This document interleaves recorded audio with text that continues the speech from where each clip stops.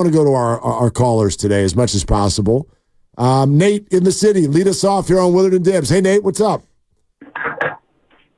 Hey, boys. Hey. So I think, Willard, you just said it, the word entitled. As a Warrior fan since I was in elementary school pretending to be Mully on the playground, I have appreciated every single one of the times we've been to the final. I've appreciated every single time we've got eliminated, and I really appreciate the rookies. And I've spoken with a couple of the head coaches and management people in passing, and when I see them on the street, I don't ask them about Steph. I say, Pods. I say, TJD, let's get excited. And that's what everybody should be excited about.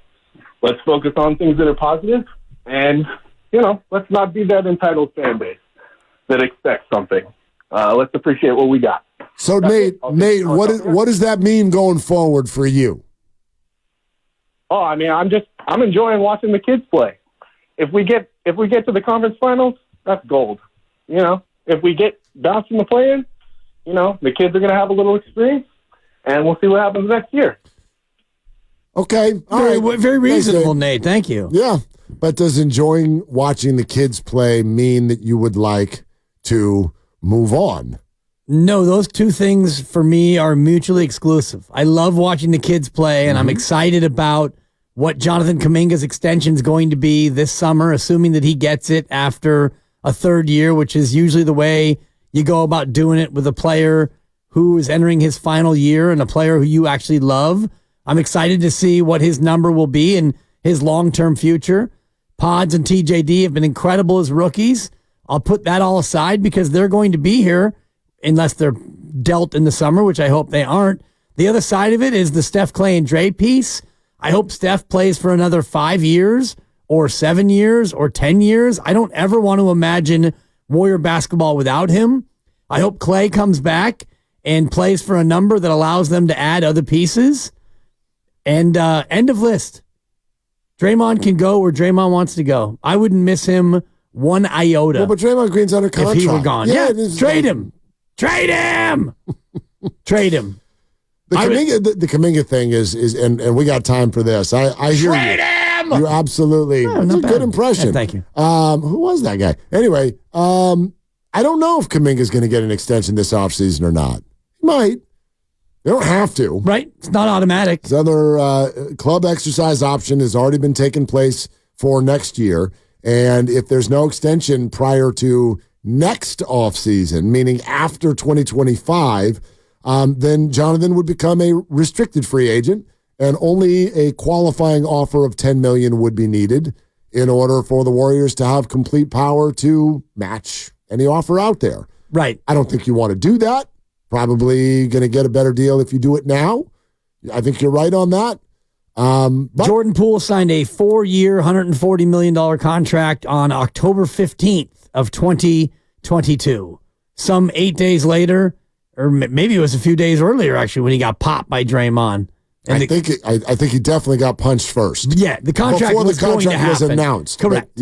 But he got 4 and 140 after his third year, and it was a contract that the Warriors obviously never paid because at the end of that season, his fourth year, he was traded. So I would wonder if Jonathan Kuminga would be in line or if he would get a deal commensurate with what Jordan Poole got. I would think so, and I would think that the Warriors and their fan base would actually be much more comfortable with that than the one that they did with Jordan Poole. Yeah. Eric in the city next up. Hi, Eric. What's up? Hey guys. So I kind of wanted to weigh in on your question of doubling down, or re-signing Clay, or could they go on a run or make a move? And I kind of respectfully disagree with both of those propositions. And the reason why is Okay. I grew up an 80s kid. And so Joe Montana was my quarterback. What year were you born, Eric? Me, Eric, what year were you born? 1980. Oh, okay. Got it. Okay. And so my dad and I had season tickets to the Niners. And my dad explained to me when we were getting rid of Montana about Bill Walsh's philosophy and why for the good of the team, it was good to move on from Joe Montana. And I subsequently bought my first season tickets to the Warriors when I got out of college in 2002 when they were terrible. And I've had season tickets since then. And so I've watched them be terrible and then rise up to the top of the hill. And now we're back on the downside. And realistically, following kind of the Bill Walsh philosophy, I realistically think as a fan of the team, as much as I love the players, I am more inclined to say that, A, we're not going to make a run. That's just predicated off me watching the last 10 years of championship basketball. And B, because of the salary cap, we're not trading for a Giannis. The best move realistically is give them a dignified send-off and allow them to choose in the offseason where they want to go and try and extract as much assets and reset the luxury tax, reset the team, figure out who's the keepers out of the young guys, hope for some lottery luck and Cooper Flag, and start this thing over, because we're not going to get to a championship, and we're sure as heck never getting a Giannis. I mean, we don't have the assets for that. So I'm just saying, follow the Bill Walsh method. It did the Niners right. The Warriors were terrible. Entitled fans don't seem to understand that you can't build a championship team without stripping it down again. It just doesn't work like that. Well, Eric, here's the difference, though, between the Bill Walsh method and this one, because I do think this gets sort of misremembered sometimes when people just say, that's Bill Walsh, get rid of him a year too early, not a year too late. That's true, but Bill never did that without having the next answer already on the sideline. Hall of Fame answer at that. It's completely different when you say they moved on from Joe Montana when Steve Young was already on the team. Moving on from the big three so that if I listen and hear you correctly, you're ready to strip this thing down and become a 3 to 4 year lottery team, which is precisely what Joe Lacob says he's allergic to and will not do. No, okay, I'll ask you this. I'll retort with, do you want to be Danny Ainge, who sold off Ray Allen, or Ray Allen left in free agency? He sold off Kevin Garnett and Paul Pierce. And yes, they went through a rebuild for 3 or 4 years. They got lucky in the lottery. They made smart pieces. Or would you rather go the Lakers route, which is give Kobe Bryant a 2-year, $50 million extension, not make the playoffs for 5 straight years, then get lucky with the fact that LeBron wanted to move to LA, and then get the Pelicans to basically sell Anthony Davis for cents on the dollar, and that's how they built their title team. I'm not saying that if we strip it down to nothing, that in 5 years we'll be a title team. What I'm saying is we're staring at a decade of being in the worst place possible in the NBA. And that is, you're picking between picks 8 and 16 for a decade. Because those picks, at best, 50% of the time you get a rotation player, maybe occasionally you get a starter, and most of the time you get a guy who is a bench player or a washout.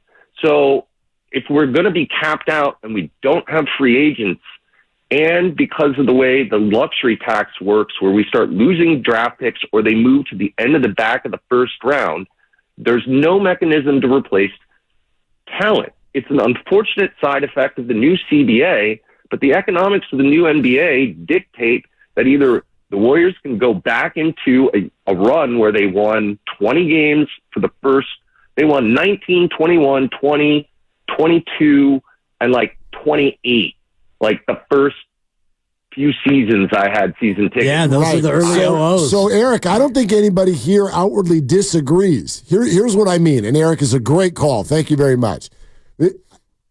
If you want to strip it down to the studs, you can make your case. I don't think you're crazy.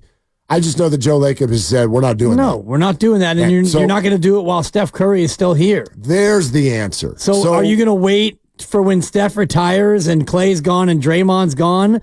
Well, then, yeah, you probably are going to be in that mode of stripping it down somewhat, unless you can get a free agent who is 26 or 27. Maybe Anthony Edwards at that point is ready for his free agency, or John Moran, or whoever that best player out there is.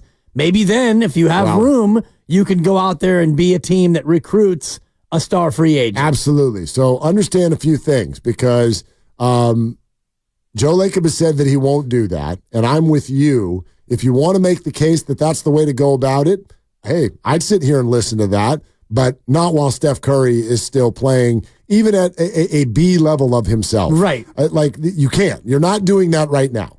So if you want to do that in 3 years, okay, we can have that conversation then. But here's what I think is the key point. When he brings up, like, you could do it like Ainge did in Boston, or you could do it like the Lakers and got lucky because LeBron wanted to come there. I don't think that was luck. I think that's a business model. These NBA teams are not playing the same game. The Lakers sat there for 4 or 5 years knowing one thing. They're the Lakers. Right. And they're in LA, which means they don't need to, whenever that star becomes available through free agency or a demanded trade, whenever that happens, they know they are going to be on an incredibly short list as the destination. Nobody has ever said, I'm out, I'm demanding my trade, send me to Portland. I demand it right now, send me to Portland, Oregon.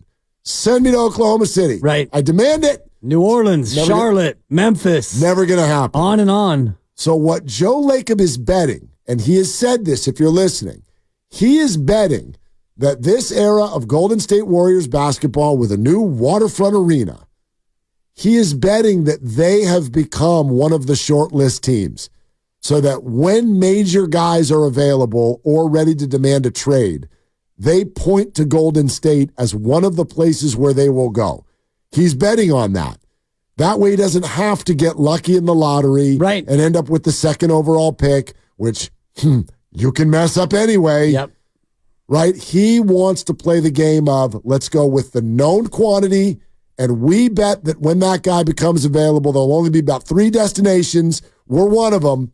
I don't know if he's right, because the Warriors were never that. Maybe they are now. Well, they were that when Kevin Durant was making his choice, and it was because of the assets that they had around him. They didn't even have the new arena yet. Now, is the residue of this dynasty enough to make that still true in the future? I don't know, but he's betting the answer is yes. Or does it become somewhat of a deterrent for a player who, if you want to go somewhere and craft your own legacy, would you want to choose where Steph Curry has been? If you are, and I'll just say Edwards and Morant as just random examples of guys who are looking to be superstars in the future, who will be free agents, who are going to get that max money. If you are John Morant or Anthony Edwards and you're looking for a new destination, do you want to follow Steph?